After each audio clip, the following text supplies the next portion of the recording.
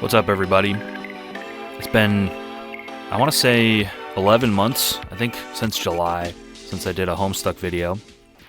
And I promised everybody that I would do a Deltarune video. The Deltarune video game theory video is going to come out next Saturday. I'm cooking it. It's still in the kiln, but for right now, we're going to do a little off-the-cuff video called Jax and Vriska, a comparative analysis. So here we have Jax and Vriska. These are plush toys that are now available on various retailers. They don't look very similar, but I think there are more similarities than meet the eye. So let's get into it. A lot of people have been comparing Vriska and Jax online lately, which is very interesting to me. And because I have just finished The Amazing Digital Circus, and I'm a longtime Vriska fan, shall we say, I made the Vriskumentary, which is a feature-length documentary about Vriska and her characterization, so if anyone's a fucking expert, it's probably me. Here's a picture of Vriska that my girlfriend did. Libet's Delay on Blue Sky, Tumblr. Wow, look at her. Look at how pretty my girlfriend's art is. Alright, so first let's talk about Vriska. She has an abrasive personality. She mixes heroism with her unpleasant personality. She bullies people, such as Tavros. She's confirmed trans in post-canon, specifically in Pester Quest, when she, well, she's not confirmed trans, but I think everyone just kind of assumes she is, of the way she emphasizes female in her character sheet for Pester Quest.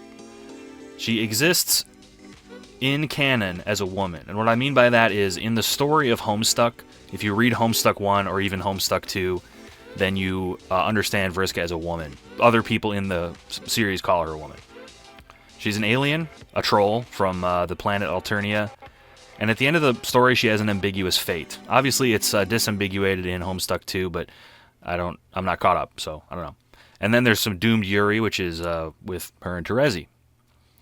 So Vriska as a character is mean. She's cruel, but she also does heroic things while not relinquishing that cruel nature. And that's why people argue about her so much, is because she has both elements of good and bad, and that kind of thing is hard to resolve in a cultural environment that we find ourselves in, namely one that people just want to fucking argue online. Here's some clips of Vriska, or not clips, but rather still images. You know, she's got Spider-Man there. There she is trying to get Tavros to kiss her. Kind of weird. There she is about to lose her eye and arm. So yeah, this is some of Vriska's greatest hits, if you will. Now let's talk about Jax. Jax masks a real personality under bravado. They're also confirmed trans post-canon by a tweet by Gooseworks. Unlike Vriska, he is male in canon. So in other words, the characters in the canon of the show refer to Jax with male pronouns, etc. Jax is also a bully, bullying someone like Gangle, who you could arguably compare to Tavros. And Jax abstracts at the end of the show, so his or her fate is less clear. Jax has some mental breakdowns. That's kind of the whole character arc in the back half of the show, is the mental breakdowns that Jax undergoes. And Jax, unlike Vriska, is more antagonistic than an anti-hero. In other words, Jax actively works against the protagonist in various ways. More on that later. And Jax is not an alien, Jax is a human brain scan. Here's some stills of Jax. The middle one is my favorite because I'm Slavic, I have a lot of Slavic in me, and there's something about the way Jax is squatting that just, you know, it looks like he should be holding a 40 or something, or a fucking little jar of Absolute in his hand there. Good stuff. Also, does his name tag says I don't care. That's cute. Alright, so I made this little Venn diagram. It's incredibly shitty for some reason. I don't know why it's so shitty. It looks crusty as hell. What the hell? Something about the way it exported when I was using it. I made it in Photoshop, and it just looks bad. Why does it look so bad? Anyway, so Jax is antagonistic, whereas Vriska is anti-heroic. Jax has a lot of inner turmoil, while Vriska has a lot of outward confidence. Not saying she doesn't have inner turmoil, but she's dealing with it a little more effectively. Jax is held to male social expectations in a human realm, and Vriska is held to female social expectations in the troll world of Alternia. Now, Vriska and Jax, male and female gender expectations are very different on the respective planets they come from. So I would say comparing these is incredibly difficult, but Jax is expected to act manly, and Vriska is expected to act feminine in the way that Alternians are expected to. And Jax is purple, whereas Vriska is blue. Now, they do have a lot of similarities. They're mean, they're bullies, they're both trans women in post-canon material, they're both very divisive, people argue about them online, and they're both the author's favorite. Andrew Hussey has said that Vriska is his favorite, and Gooseworks has said that Jax is her self-insert. And, you know, being a favorite and being a self-insert is a little different, but I put it in the middle anyway. And they are both protagonists. Even though Jax is antagonistic, he still is one of the characters we root for deep down. You might think, Jax and Vriska, now that I've compared them, they're a little less similar than you might have thought on first blush. In fact, they're quite different. But there is another character from Homestuck that Jax resembles, both inside of the text and outside of the text. Someone who fits his personality and role in the story more to a T.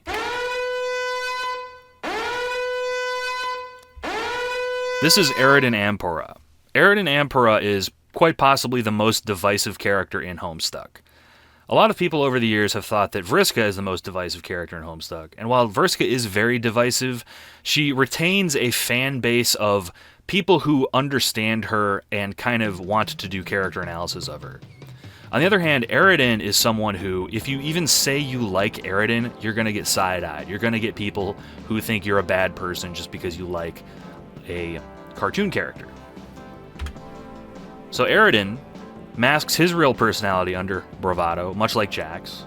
He's confirmed trans post-canon, much like Jax. However, in a different way, he's confirmed more with, fan-on interpretation and stuff like that. He is male in canon, like Jax. He is a pathetic bully, much like Jax is. In other words, Vriska is bullying others with at least the excuse that she's trying to make them stronger, whereas Eridan is just an asshole to people who are weaker than he is. Eridan, like Jax, dies, and that develops his character in certain ways. Like Jax, Eridan has a little mental breakdowns, thinking of Murder Stuck, and like Jax, he is a protagonist who is antagonistic to his fellow characters.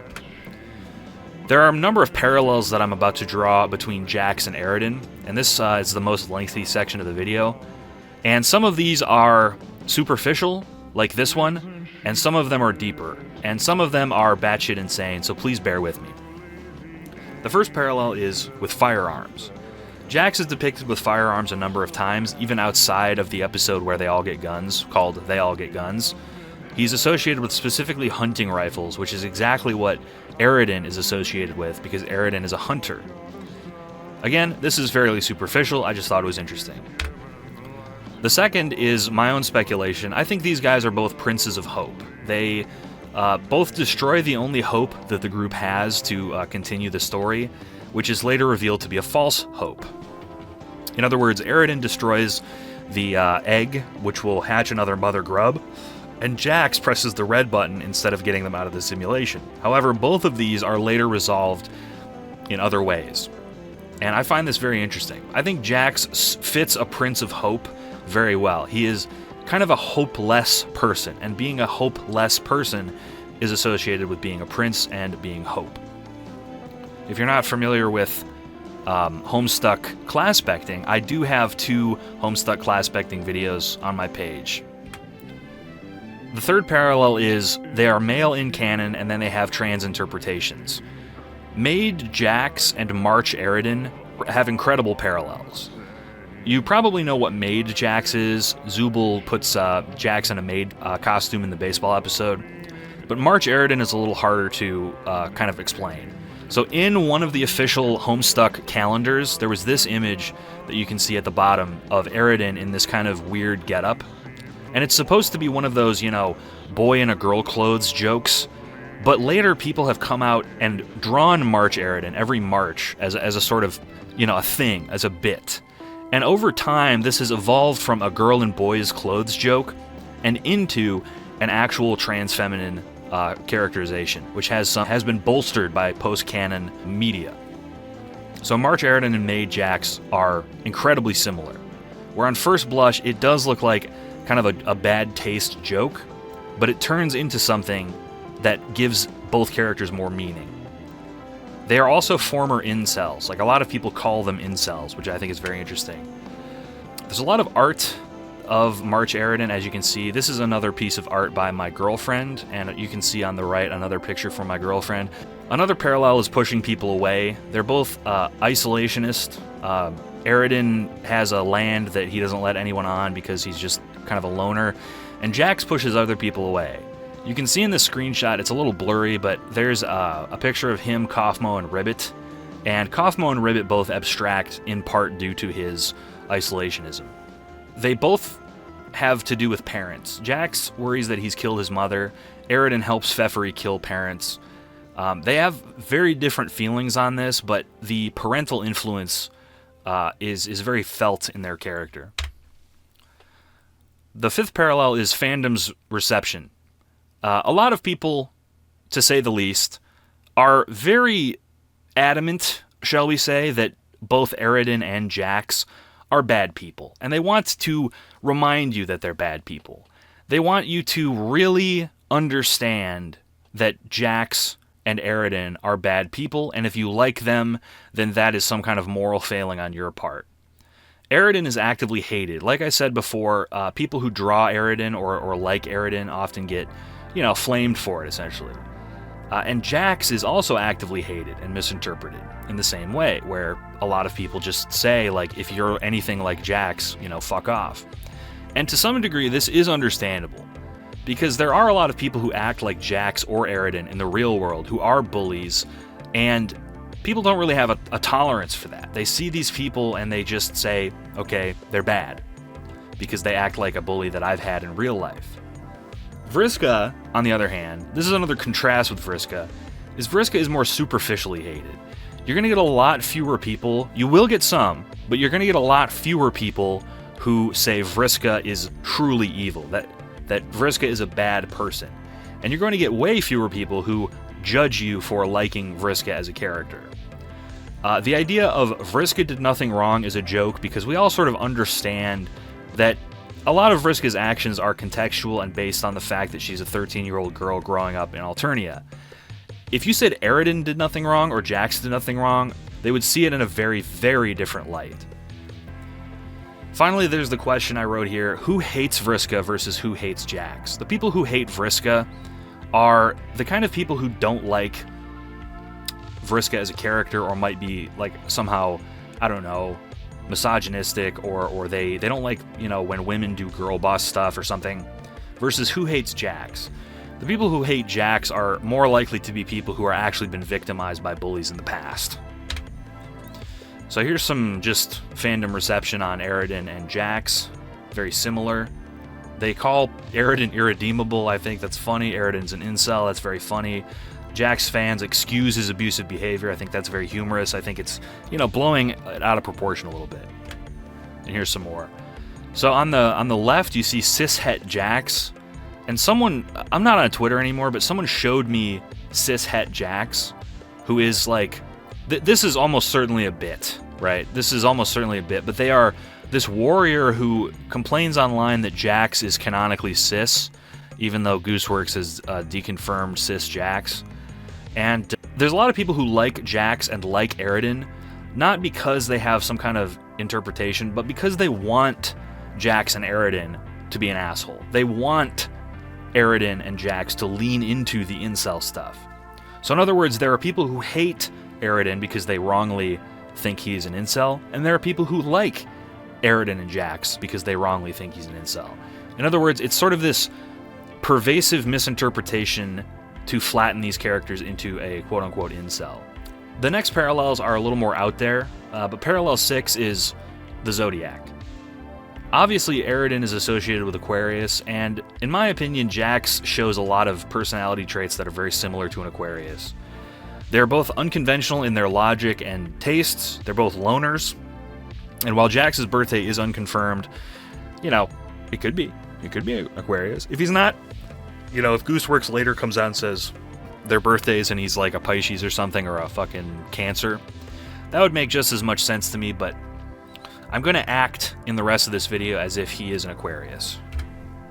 The symbolism of Aquarius is very fascinating to me because while the other Aquarius myth, or the other constellation myths, are very much more straightforward in the Greek tradition, myth of Ganymede is like weird. He's the cupbearer for the gods, but he is immortal. And what happened was Zeus basically kidnapped Ganymede and was like, you're just going to be our buddy from now on. You're going to be hanging out with us. And Ganymede didn't really have a choice because when you get ganked by Zeus, that's not good. But the idea of Zeus kidnapping someone, that's not very strange. But what's fascinating about this is Ganymede is a dude. And Ganymede is also depicted, even though he is male, as having beauty surpassing all others, which could have some kind of like trans parallelism. I don't know. I'm not going to argue that here, but you could think about it. And it's broadly more symbolic of the male anima, or the male feminine urge, the male feminine side. It's the idea of a beautiful man, a beautiful cupbearer, someone you'd want to hang out with you and bring you wine and libations and so forth. And then there's this idea of the Age of Aquarius, which feeds into the themes of both Homestuck, Jax, Eridan, and the Amazing Digital Circus, which is this idea that every 2,000 years there is a so-called precession of the equinox cycle, and every 2,000 years we change which constellation the precession of the equinoxes are in. And it's a New Age symbol that represents modernity at large, the mental state, the mental collective unconscious of the world in modernity is associated with technology, electricity, industrialization, as well as nervous disorders, an increase in focus on the human mind, etc. It's moving away from the monotheism of the past 2,000 years of Christianity, Protestantism, etc., and into a more secular modern belief, something that is more based in psychology and science. And finally, the last parallel is, in my opinion, the most superficial, but also the most blatant. They're both purple, folks. They're both purple characters. The color purple has long been associated with rarity and royalty. Anyone who knows like the most basic color theory can tell you that. But purple also occurs as an expression of blue and red, which are opposite spectral colors. And so they almost have this nature as a resolution of opposites. They're protagonists, but they're antagonistic. They are men, but later on they become women, etc., etc. Amaranth is also the eternal flower, and Eridan and Jax both undergo a death that is not really a death. Jax abstracts, and Eridan is sent to the dream bubbles, which they undergo further character development in that way. And it also ties into what I was talking about earlier with individualism, because of purple being associated with royalty and rarity also represents vanity, individualism, being selfish, etc., looking out for number one. And I think looking out for number one is essentially the encapsulation of both characters' ideologies. So there you have it. Vriska is not a Jax. Jax is an Eridan. And that's the facts, sister. And then I snap my fingers. Anyway, here's some more art from my girlfriend, Libet's Delay, on fucking Blue Sky and Tumblr. My girlfriend's so talented, you guys. This whole video was just a Trojan horse for me to give you cool art that my girlfriend made. She loves Eridan. She has for a while. And Eridan is an inspiration in her later stuff as well. And if you go check her out, I would really appreciate that. I love her so much. Anyway. Happy March. This is what I was talking about earlier, the March Eridan stuff. Anyway, that's all I got for you. Like I said, this is just a little video to hold you guys over, because next Saturday, I'm going to have a big old fat video coming out about Deltarune and how it is secretly a video game. Now, if you're interested in that, make sure to like, comment, and subscribe. And as always, please never forget, after you've liked, commented, and subscribed, to tickle my balls. To reach under and just go ahead and tickle my balls. Thank you very much.